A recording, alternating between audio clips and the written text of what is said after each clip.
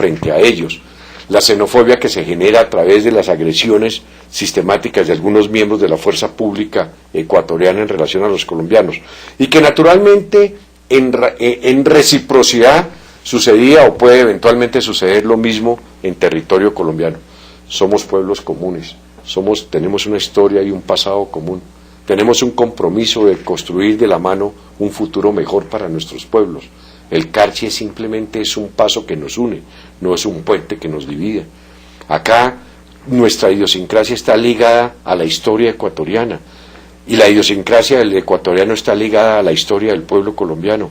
Nosotros no podemos permitir que por diferencias ideológicas de dos mandatarios que no han sabido aplicar la diplomacia, no han entendido que la diplomacia se creó en el mundo después de miles y miles de años de guerras, que las cancillerías funcionan para ejercer la diplomacia, empezaron a utilizar los micrófonos para deteriorar unas relaciones que sin duda no le convienen a nadie, mucho menos para llegar a un clima de belicosidad.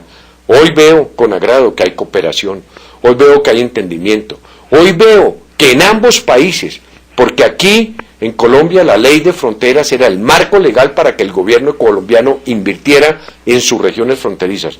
En el Ecuador recuerdo que un parlamentario ecuatoriano de origen de la provincia del Carchi me copió exactamente la ley de fronteras allá, que fue un escándalo en ese entonces en el Ecuador, pero que también le generaba la posibilidad a los ecuatorianos de invertir en una tierra que no lo hicieron y que se convirtió en tierra de nadie. Hoy la responsabilidad de la desestabilización de las fronteras obedece a los estados que no han sido capaces de invertir en estas regiones, que se convirtieron por supuesto en el tráfico de armas, de explosivos, de municiones, de droga, de guerrilleros y de secuestrados. A mí me tuvieron en territorio ecuatoriano por algún tiempo como secuestrado, de manera que eso es lo que tiene que haber una cooperación y volver a revivir las comisiones de vecindad, las instancias en donde los ipialeños, los pastusos, los nariñenses, los del suroccidente colombiano, pudiésemos empezar nuestras inquietudes y solucionarlas frente a los gobiernos, para que esas diferencias se dirimieran en una instancia de cordialidad, y no de la agresividad con que hoy se manejan las relaciones a través de los medios de comunicación. Esas denuncias, doctor Luis Eladio Pérez, que usted hizo al mundo respecto de su estadía como secuestrado en el Ecuador, pues no es sino otra prueba más de que el gobierno tiene abandonadas las fronteras. Sí, pero sí, el gobierno colombiano también. Es que el problema no es del gobierno ecuatoriano, es del gobierno colombiano, son de los gobiernos de los países vecinos y hermanos, que no le han apuntado a invertir en la frontera. Es que si nosotros pasamos al Ecuador, yo en mi calidad de secuestrado con unos guerrilleros, es porque no había vigilancia de la fuerza pública colombiana, y que por supuesto tampoco la había en el lado ecuatoriano.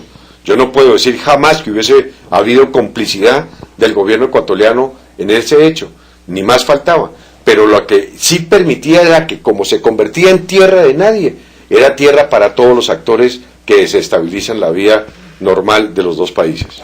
Doctor Luis Eladio Pérez, hay unos televidentes que están siguiendo un hilo de esta entrevista, que es la historia del secuestro, y pues vamos a tener que seguir por ese hilo y retomar la otra parte, es decir, la parte actual.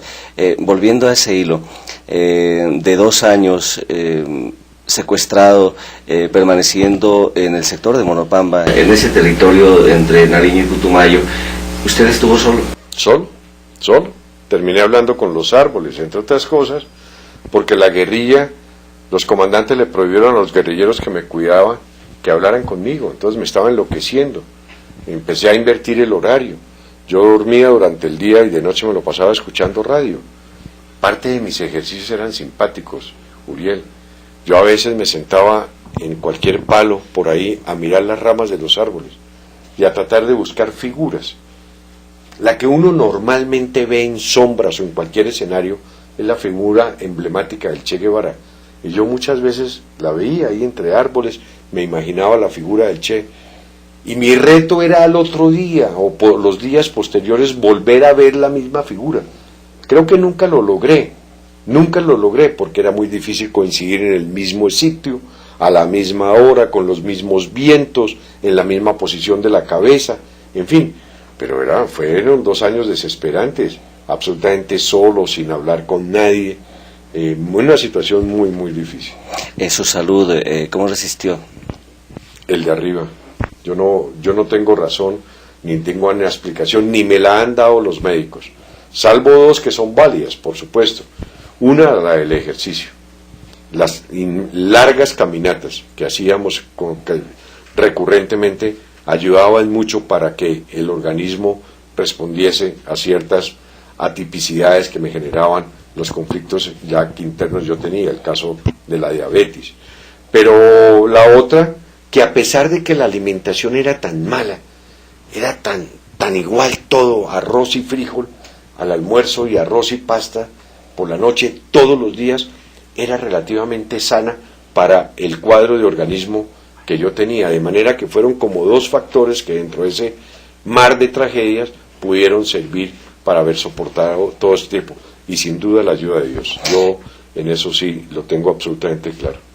Después de este territorio, ¿cuándo lo mueven, digamos así? ¿Cuándo llega al Caguán? ¿Cuándo se encuentra con nuevos secuestrados? En agosto del 2001, en el agosto del 2003, o sea, exactamente a los 2 años más o menos, me sacan, atravieso el Putumayo, llegamos al Putumayo, bajamos al río San Miguel, atravesamos hacia el Ecuador, ahí permanezco unos días y después me suben por la parte oriental del Putumayo hacia el Caquetá.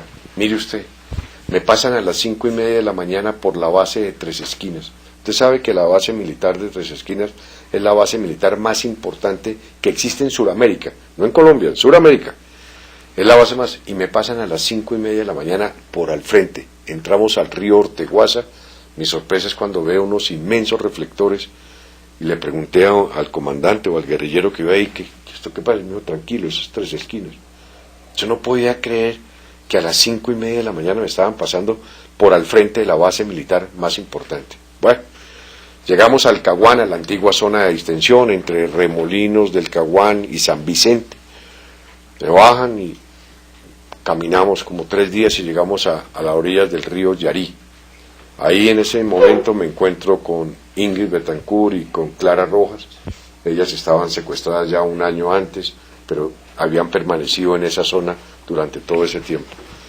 Ahí nos unen a los 3, bajamos por el río Yarí como 8 o 9 horas vendados, y cuando nos dimos cuenta nos bajan en un campamento que era una cárcel. Ustedes recuerdan esa imagen, Uriel, de alambres de púa y metálico, ahí, en ese sitio.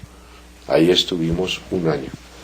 Y ahí ya nos encontramos con el resto de los políticos que estaban secuestrados, con muchos militares, 28 militares y policías, y con los 3 ciudadanos norteamericanos. ¿Y cómo vivieron ustedes ese cautiverio cuando estaba de por medio de las conversaciones del Caguán? Con mucha tristeza, con una inmensa tristeza, porque veíamos que las avionetas en donde viajaba el señor Camilo Gómez o el señor Víctor G. Ricardo bajaban y descendían las cajas de whisky, tomaban trago, las veíamos nuevamente ascender hacia los aires sin encontrar una respuesta. No podíamos comprender cómo el gobierno persistía en una negociación cuando no hubiese puesto de antemano el hecho de la devolución de los secuestrados y haberle evitado semejante tragedia como ha venido el pueblo colombiano en los últimos tiempos por culpa del secuestro. No nos cabía en la cabeza cómo volvían las francachelas y las bacanales allá en el Caguán entre funcionarios del gobierno y miembros de la guerrilla, y nosotros a 10, a 15, a 20 minutos del campamento de Los Pozos, allá pudriéndonos encadenados en un árbol. ¿Y qué sintieron cuando se rompieron las negociaciones y viene como protagonista el gobierno Álvaro Uribe? Pues con mucha preocupación, porque sin duda el mantenerse abierta la puerta del Caguán, de las negociaciones en las mesas en el Caguán, pues era una ventana de esperanza que teníamos nosotros para una solución pronta. Sucede el secuestro del avión de Avianca, secuestran a mi amigo y compañero de Senado, a Jorge Eduardo Heche, se rompen las negociaciones, pues empezaron los bombardeos en el área, empezamos a tener 1000 dificultades, persecución del ejército, en fin, y viene el gobierno del presidente Uribe, y claro, lo recibimos con con muchísima preocupación porque le sabíamos su discurso. El presidente Uribe fincó su gobierno en el año 2001, la posibilidad de llegar a la presidencia sobre la base de hacer la guerra. Eso fue claro. Él manifestó desde un comienzo a los colombianos que si llegaba a ser presidente el 7 de agosto del año 2002, acabaría con la sinvergüencería del Caguán, que el Caguán se había convertido en el reducto de todas las camionetas robadas del país, de los secuestrados. Nosotros estábamos en esa zona, allá estaban los secuestrados. De manera que, obviamente, con muchísima preocupación, porque sabíamos que él no iba a negociar como en efecto no lo ha hecho. De manera que parte de la preocupación y la angustia que nosotros teníamos era que pasaban el tiempo. Es que, Uriel, una cosa es estar uno por fuera, pero allá en unas circunstancias pasan los días, las semanas, los meses, los años, sin una solución. Bueno, imagínese usted el grado de desesperación que eso puede llevar. Doctor Luis Eladio, ¿cómo eran las travesías? Pues nosotros nos imaginamos, pienso que no alcanzamos a describir cómo es en terreno caminar en la selva. Hay caminos, se van abriendo los caminos. ¿Qué pasa? ¿Cuál es la situación de un secuestrado en esas travesías? Yo nunca caminé por caminos, ni por trochas. Nosotros siempre caminábamos por plena selva. Esa era una consigna que ellos tenían para evitar dejar trillo, huellas, en fin. Siempre se manejaba a través de GPS. Me supongo yo que el secretariado les daba las coordenadas o los comandantes superiores y todo era movilizándonos a punto de coordenadas. Siempre rompiendo selva, que es muchísimo más difícil y más complicado caminar. Usted tiene que partir de la base. Nosotros no éramos ya unas personas jóvenes. A mí me secuestran de 48 años, pero yo no podía competir con unos guerrilleros de 14, 15, 18, 20 años, o con unos militares y policías secuestrados, compañeros de la misma tragedia, pero que tenían primero instrucción y capacidad militar o policial, y segundo, personas jóvenes, de 20, 22, 24, qué sé yo, años. Entonces las marchas para nosotros eran tortuosas. El uso de las botas. Yo no estaba acostumbrado a usar las botas, las famosas botas estas de caucho. Esas botas le llenan uno de ampollas, aparte de la pecueca, pues impresionante. Pero el ampollas, y caminar usted con ampollado era un tormento. La fogueada, ellos llamaban foguear cuando uno entre las piernas se quema por la humedad. La selva es supremamente húmeda. Muchas veces caminábamos a plenos aguaceros y el roce entre las dos piernas muchas veces nos producía sangre y teníamos que caminar en esas condiciones, sometidos, como no caminábamos por caminos, a los rayones de palos, de bejucos, de todo tipo de cosas. Era realmente tortuoso las caminatas. Yo creo que nadie nunca, jamás pudo disfrutar un centímetro de esas caminadas. Siempre era una dificultad. Aparte, cargando los equipos, porque cada uno de nosotros teníamos que cargar nuestro propio equipo, nuestra propia maleta. Entonces ahí teníamos una hamaca, que era la que nos daban para dormir si queríamos dormir en la hamaca, un plástico si queríamos dormir en el suelo, o nos obligaban a dormir en el suelo, un toldillo, una casa y los pocos elementos que uno pudiese tener, una muda, o de vez en cuando un cepillo de dientes, una crema dental, o de vez en cuando también un jabón. Ese equipo pesa. Usted cuando camina desde las 5 de la mañana hasta las 4 de la tarde, cuando avanzábamos promedios de 15 a 18 kilómetros, caminando usted 10 horas al día, usted a la 9ª hora ya no aguante. Si a usted le ponen una aguja en ese equipo, usted siente esa aguja. Es impresionante el desgaste físico.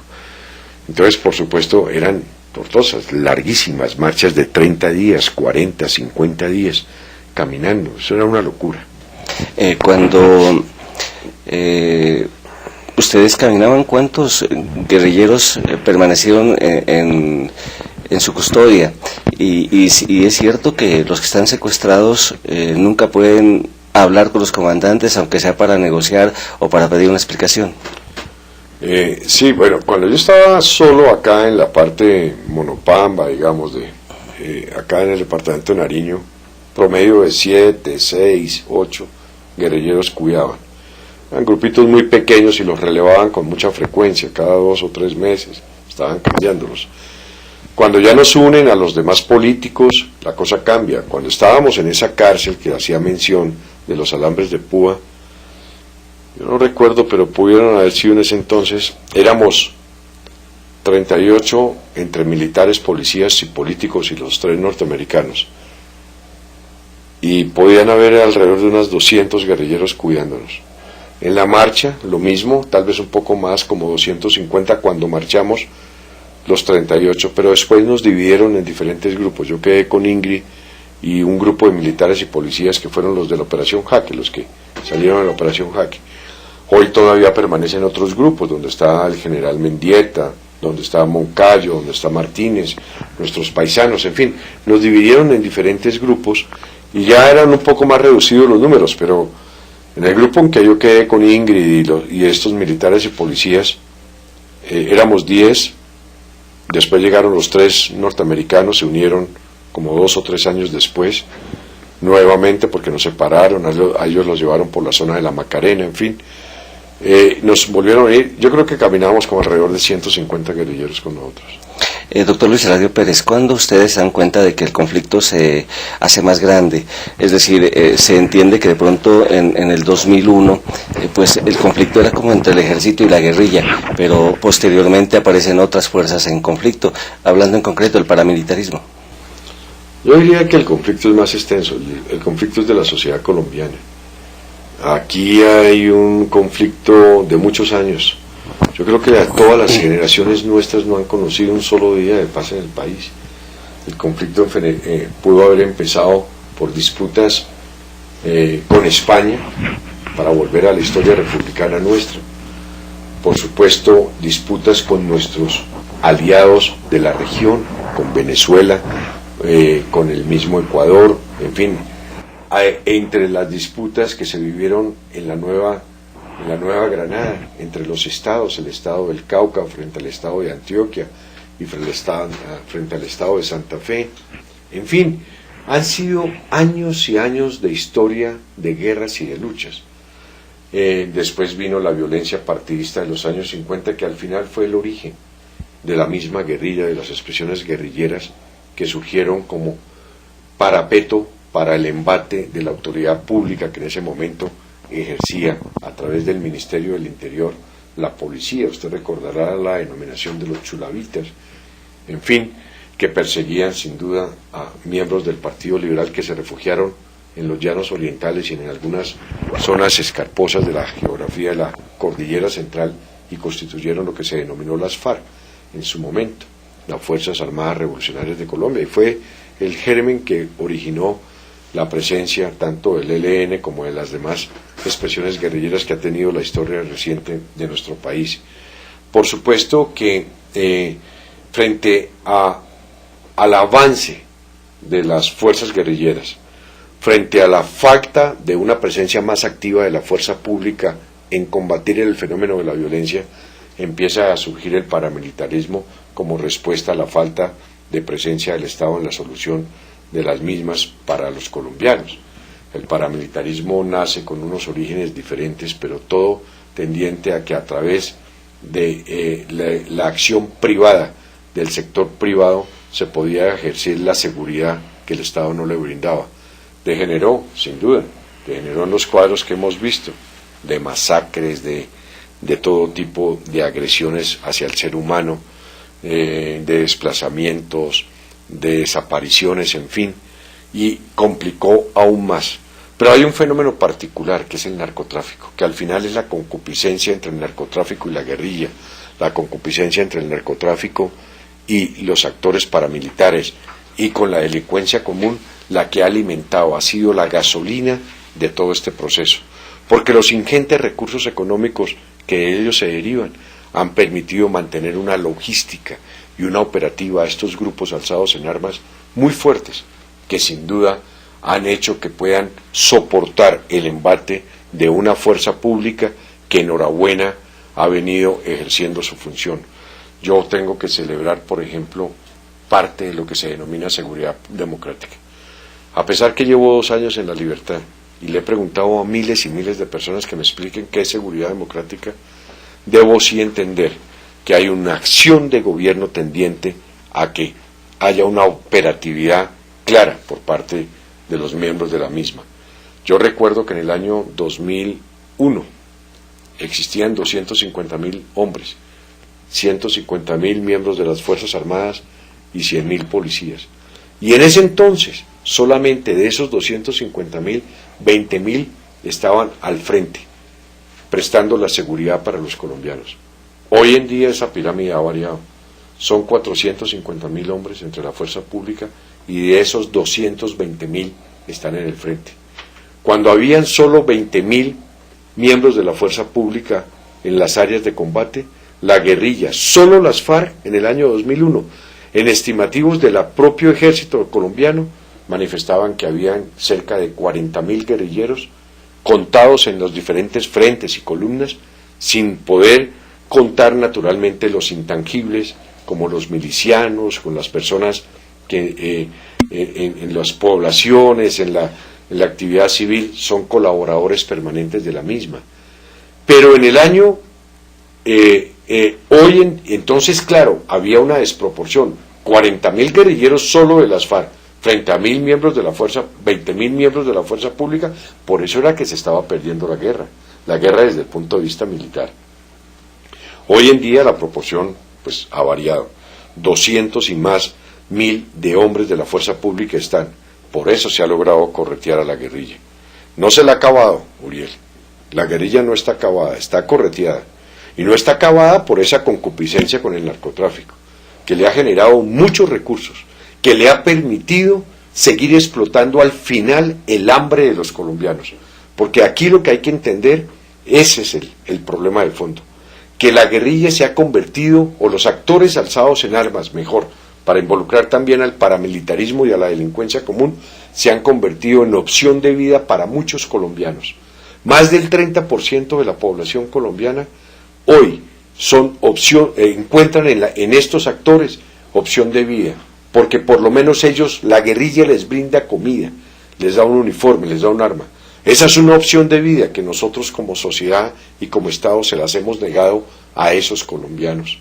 Y ahí es donde tenemos que hacer la gran revolución, la revolución de la reingeniería del presupuesto de inversión de la nación, para poder atacar esos factores estructurales que generan la violencia.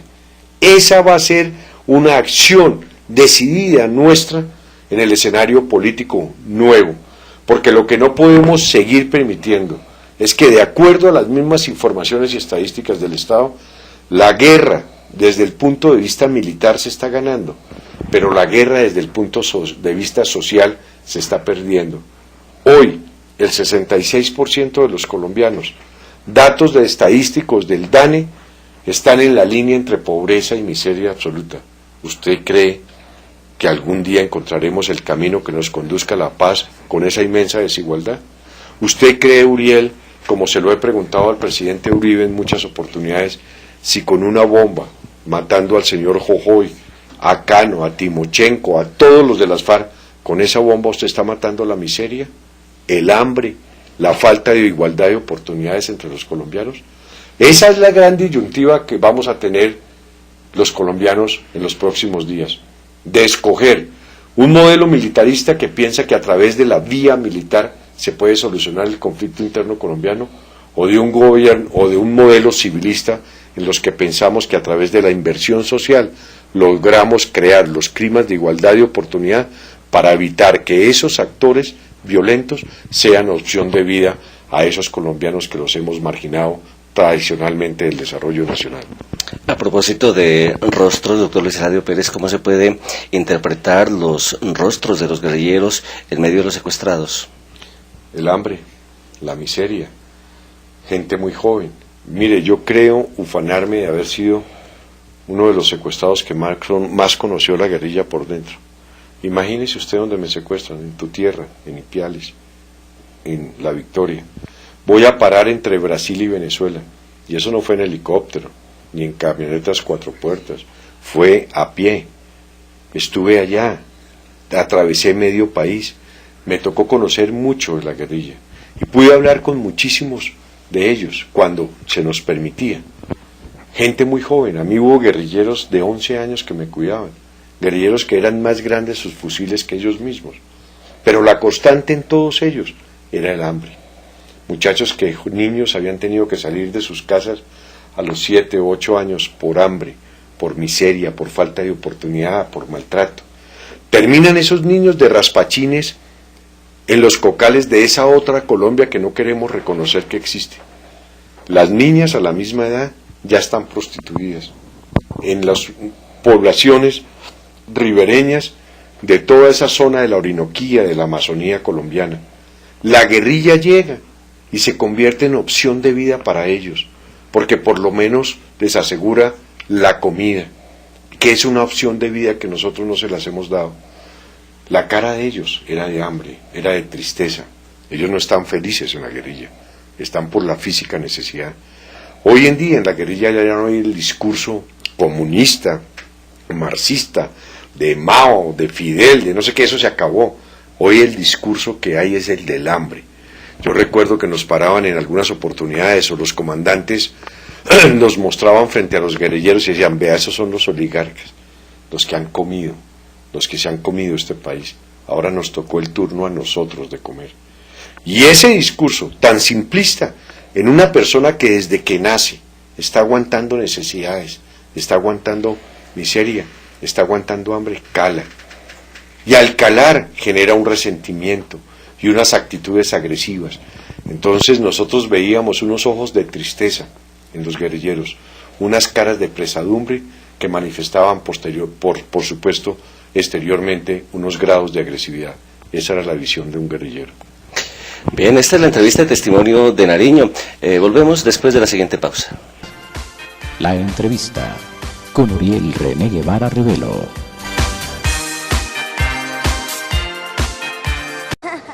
Muchas gracias por su compra.